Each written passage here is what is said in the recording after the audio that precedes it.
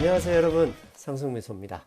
오늘 새벽 예상했던 대로 미국의 9월 FOMC에서 기준금리를 0.25% 인상했습니다. 그런데 제가 오늘 방송 주제로 잡은 것은 금리 인상이 아니라, 금리 인상은 이미 어제 말씀을 드렸고요. 오늘 주제는 그 FOMC가 끝난 후에 패드 의장, 파웰 의장이 기자회견을 했습니다.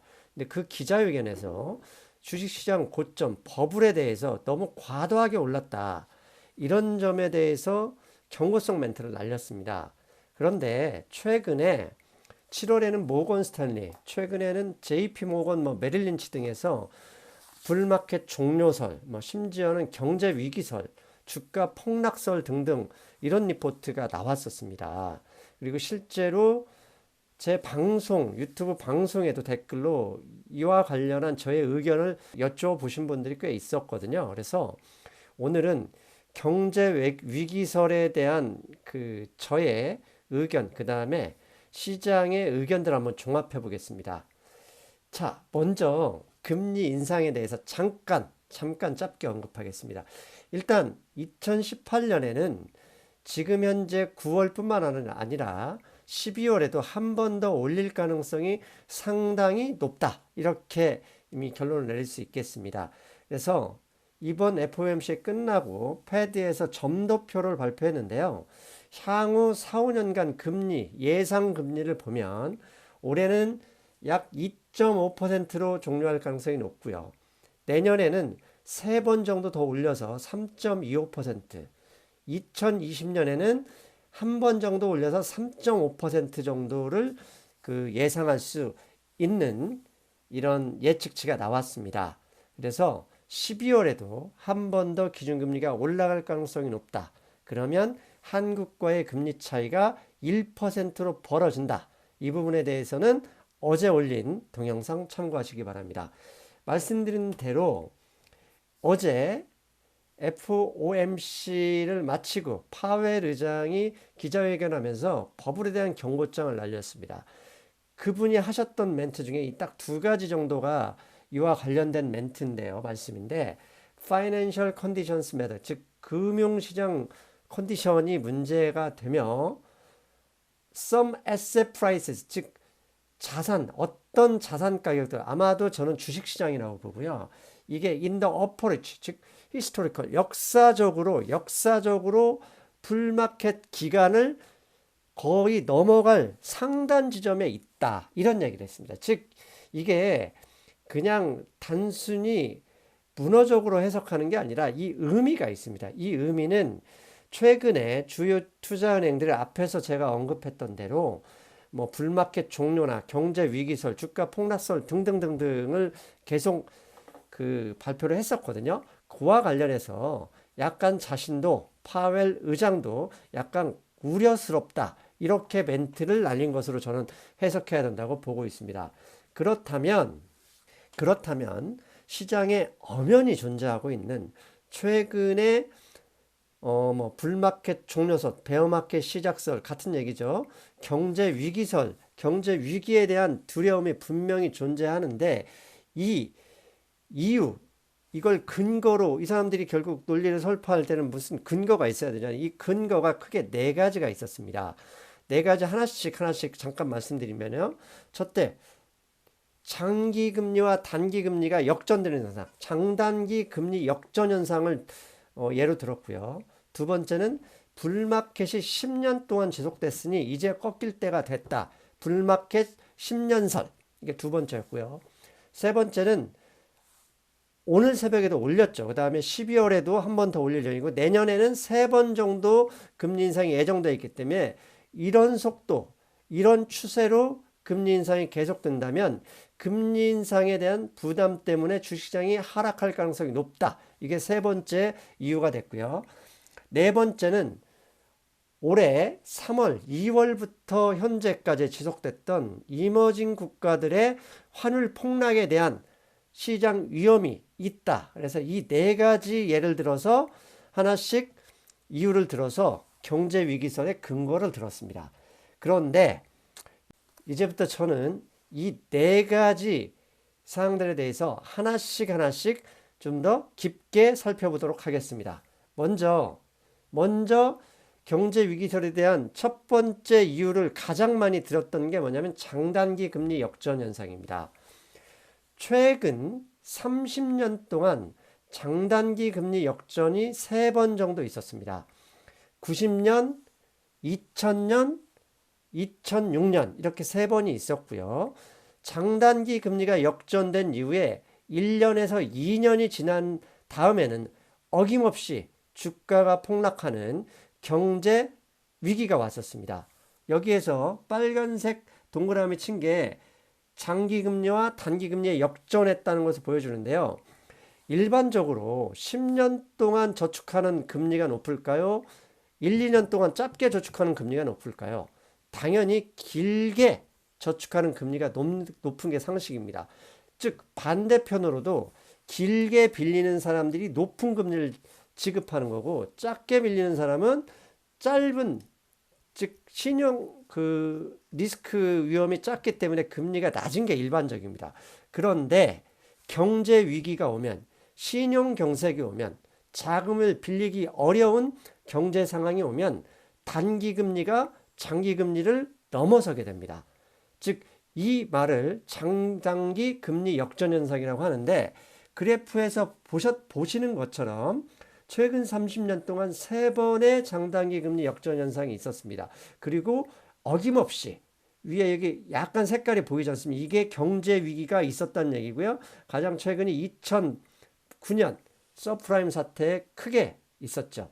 즉 장단기 금리 역전 현상이 벌어진 다음에 시간이 1년에서 2년 정도 지난 다음엔 어김없이 경제 위기가 있었다. 최근에 장단기 금리가 거의 역전될 상황에 다가갔다. 이런 상황을 감안할 경우 경제 위기가 멀지 않았다. 이게 근거예요. 이게 경제 위기설의 첫 번째 근거입니다. 그런데요. 저는 경제, 즉 장단기 금리 역전 현상을 좀 다르게 보아야 될 수도 있다는 생각을 합니다. 그에 대한 근거는 첫째, 어제 페드가 금리 향후 몇 년 동안의 금리 예측치를 발표하면서 GDP 성장률 예측치도 같이 발표했습니다. 그런데요, 2018년 올해의 경제 성장률은 과거 2.8% 예상했던 것보다 올렸어요. 3.1%로 성장률 예측치를 올렸고요. 2019년도의 예측치도 기존의 2.4% 성장해서 2.5%로 올렸습니다. 그런데요, 2021년은 지금보다 경제 성장률을 많이 하락한 1.8% 예측치를 올려놨습니다. 이 얘기는 뭐냐면 올해, 내년, 내후년까지는 경제 성장이 생각보다 활발하겠지만 2021년 이후에는 경제 성장률이 상당히 떨어진다. 이걸 예측했습니다. 자, 여러분, 경제 성장률이 떨어진다는 의미는 뭡니까?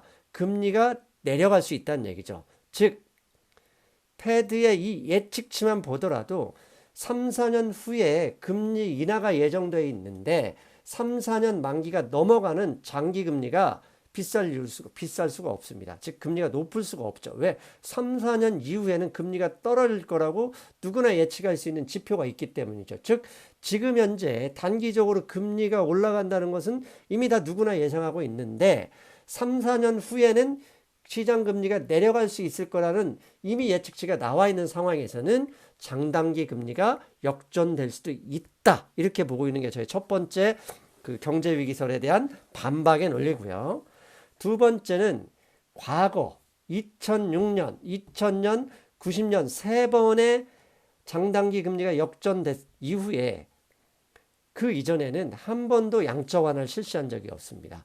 미국 역사에서 양적 완화를 실시한 것은 지난 2009년 이후의 일입니다. 즉 양적 완화 축소 2009년에 실시했던 양적 완화가 2015년부터 단계적으로 축소하고 있고 즉 오퍼레이션 트위스트 장기를 단기로 대체한다거나 이런 과정에 있기 때문에 장단기 금리가 역전되고 있다고도 볼 수 있다. 이게 두 번째입니다. 그리고 세 번째는 그분들의 말씀 다 인정한다 하더라도 장단기 금리차가 역전되고 난 다음에 주식시장은요 1, 2년 정도 고점을 더 찍었습니다. 그건 90년, 2000년, 2006년 똑같았습니다. 즉 장단기 금리가 역전된다고 하더라도 바로 경제위기나 주가 폭락이 온 적이 없었고 1, 2년 정도 시간이 지난 후에까지 주식시장은 지속적으로 상승한 후에 고점에서 물러났었다는 얘기입니다. 즉 장단기 금리 현재 역전되지 않았고 역전으로 가는 상황이고 실제로 역전된다 하더라도 1, 2년 정도의 주가 상승은 기대할 수 있다. 이렇게 말씀드리고 싶습니다. 그리고 네 번째는요. 경제 위기는 항상 자금 시장에서 신용 경색에서 기인했습니다.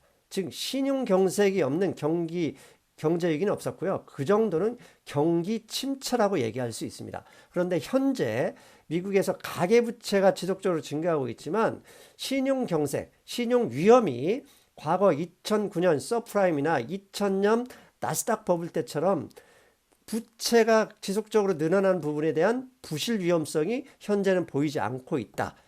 이런 이야기로 저는 경제 위기설은 아직은 아니다. 이렇게 말씀드리고 싶습니다. 자, 두 번째. 한 가지 더 있네요. 만약에 경제 위기설을 주장하시는 분들이 장단기 금리가 역전이 되면 자금 경색, 신용 경색이 일어날 수 있다 이렇게 얘기하시는데 저는 1, 2년 뒤의 얘기기도 그 다음에 실제로 지금 벌어질 가능성도 없다고도 볼 수 없어요. 하지만 다른 지표를 볼 때 대표적인 단기적인 신용 지표를 볼 수 있는 그 지표가 뭐냐면 TED 스프레드가 있습니다. TED 스프레드는 뭐냐면 리보 금리에서 미국 국채 3개월 수익률을 빼서 산출하는 것인데요. 이는 국제적인 단기 달러 자금 시장의 여건을 가늠하는 데 활용되고요. 이게 올라가면 신용 경색이 일어나고 있다고 판단할 수 있습니다. 그런데 TED 스프레드 현재 상황을 보면 거의 최저점에 근처에 있습니다. 신용 경색이 전혀 관찰되지 않고 있다. 이렇게 말씀드릴 수 있겠습니다. 자, 두 번째는 불마켓이 10년 동안 지속됐으니 이제 떨어질 때도 됐다. 이제 너무 많이 올랐으니 정말 한번 폭락이 올 수 있지 않겠느냐 이렇게 걱정하시는 분들이 있습니다. 맞습니다. 차트에서 보시면 아시겠지만 지난 2009년 이후 10년 동안 쉼없이 상승 랠리가 지속됐습니다. 여기에 2017년부터요 양적 완화가 지속적으로 축소되고 있어서 유동성 여기에 금리 인상까지 진행되고 있으니 주식시장이 가장 좋아하는 유동성이 축소되고 있기 때문에 상승 여력의 한계는 분명히 있을 수도 있습니다. 그런데 한편으로는 이렇게 상승을 이끌었던 거 양적 완화 축소가 2년 정도 지속됐는데도 올랐던 것은 기업이 순이익이 지속적으로 올랐기 때문이기도 하고 더군다나 패드 의장이 오늘 새벽에 선 조정할 수 있는 경고성 멘트까지 날려줬고 그 다음에 여기 파란색 동그라미 보시면 이미 10년 동안에서도 2번 정도는 조정을 거쳤기 때문에 추가적으로 상승 여력이 더 있을 수도 있다. 이렇게 말하시는 분들도 있습니다. 사실 이 부분은 저도 어느 편에 서야 될지 솔직히 모르겠습니다. 하나 분명한 것, 불마켓 10년이 역사적으로 가장 길었던 시기는 아니라는 점은 분명히 말씀드릴 수 있습니다. 블룸버그에서 최근에 나왔던 리포트인데요. 역사적으로 불마켓이 가장 길었던 시기는 87년 블랙 먼데이 이때 한번 크게 폭락했었죠. 이때부터 2000년 나스닥 버블 직전까지 올랐던 4,494일 동안의 불마켓 기간이 가장 길었다고 합니다. 현재 3,452일간의 불마켓은 역사적으로 가장 길었던 게 아니라 두 번째라는 사실, 즉 먼저 가본 기간이 있었으니 안심까지는 아니더라도 좀 더 올라갈 수 있는 여력이 있는 것 아니겠느냐 이렇게 말할 수도 있다. 그 말씀 드릴 수 있겠습니다.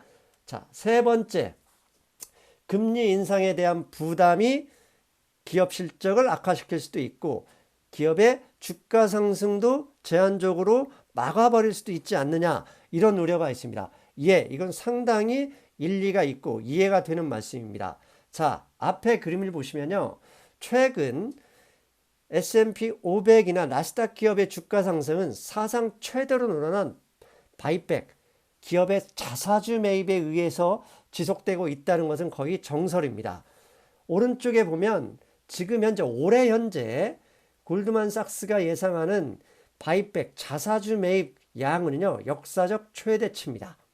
어마어마한 양, 거의 이게 빌리언이니까 10억, 100억, 1000억, 거의 1조 달러가 넘는 돈이 자사주 매입을 진행하고 있고, 이로 인해서 주가 상승이 지속되고 있는 건 사실입니다. 즉, 그리고 이게 얼마나 크냐면요, 최근에 이게 보면 캐펙스입니다. 캐펙스가 뭐냐면요, 이게 파란색이 캐펙스인데요, 자본적 지출, 즉 미래를 위한 투자입니다. 기업이 투자하는 금액이 증가하는 상승률보다 전년도 대비해서 자사주 매입이 48% 늘었고, 자본적 지출은 19%밖에 늘지 않았을 정도로 자사주 매입이 주가 상승을 이끌었다.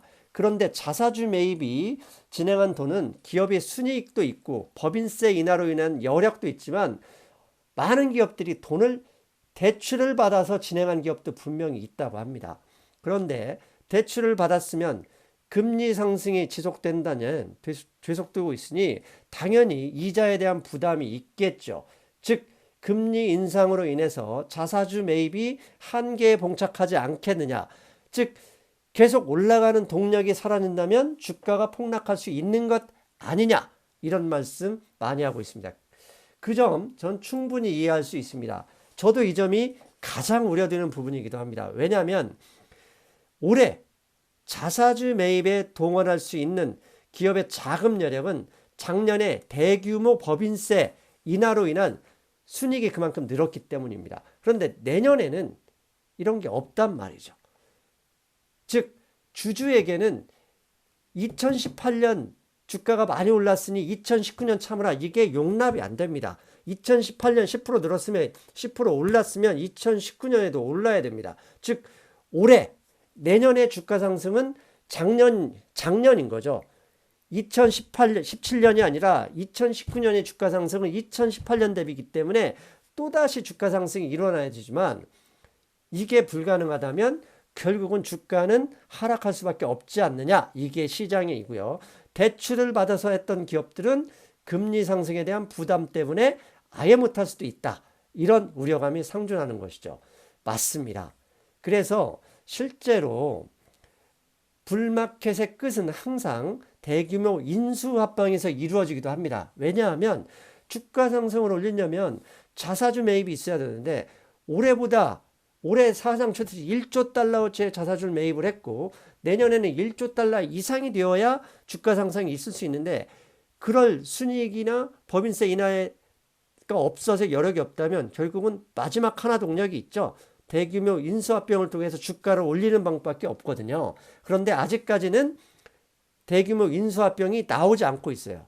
즉, 대규모 인수합병이 나와서 주가 상승이 되면 그게 끝물일 수 있는데, 아직 나오지 않고 있기 때문에 아직은 고점이 아니다, 이렇게 말씀하시는 분도 있다 말씀드립니다.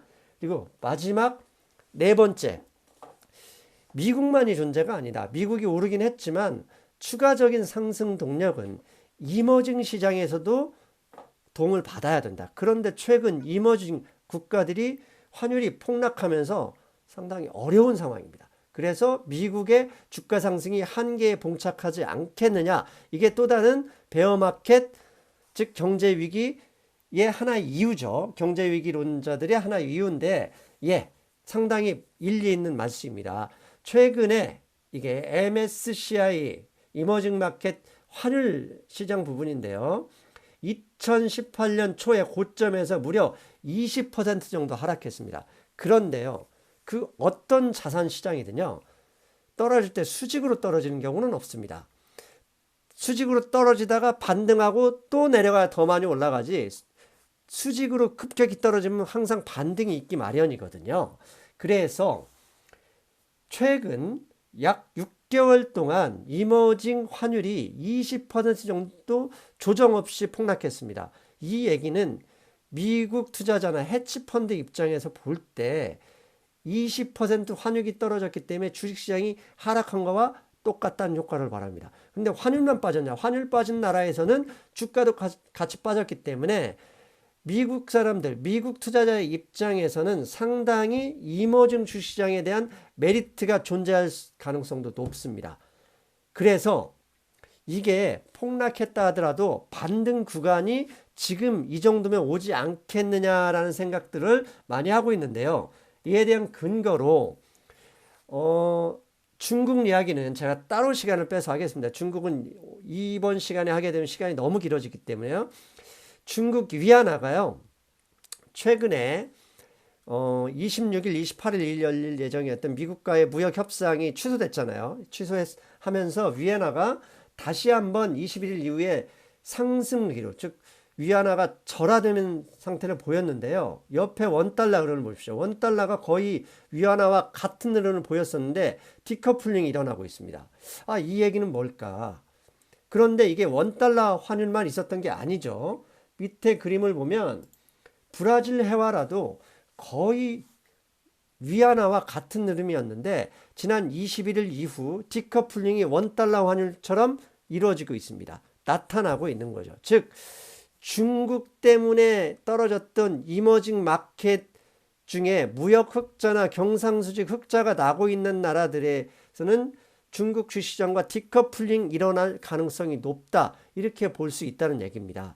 제가 오늘 아침에요, 장 시작 전에 이와 관련해서 페북을 올린 글이 있습니다. 혹시 이미 오른 다음에 또 숟가락 얹기 아니냐, 이렇게 이게 뭔가 또 가끔 이렇게 딴지를 거시는 분들이 있을지 몰라서 제가 오늘 그 아침에 장 시작 중에 올렸던 페북을 올려드리는데요. 이때 제가 무슨 말씀 드렸냐면 위안화와 함께 디커플링 되고 있다, 원달러 환율이. 그런데 브라질도 마찬가지고, 이런 걸 볼 때 이머징에서도 앞으로 미국이 분명히 금리 인상이나 패드 의장의 그런 말로 인해서 주가 조정이 분명히 올 가능성도 있습니다.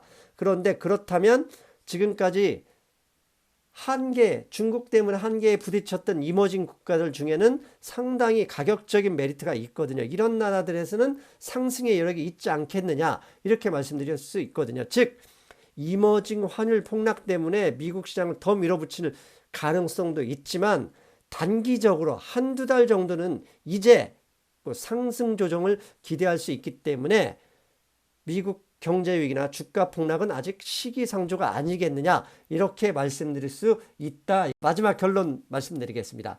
자, 경제 위기설도 있고요, 위기설이 아니다, 양쪽 의견을 제가 같은 입장에서 객관적으로 같이 보여드렸습니다. 그런데요, 일단은 시장 여력이나 그 다음에 저의 입장, 저의 포지션 자체가 매수 포지션이기 때문에 저는 이렇게 좀 보고 싶습니다. 이거 저의 의견입니다.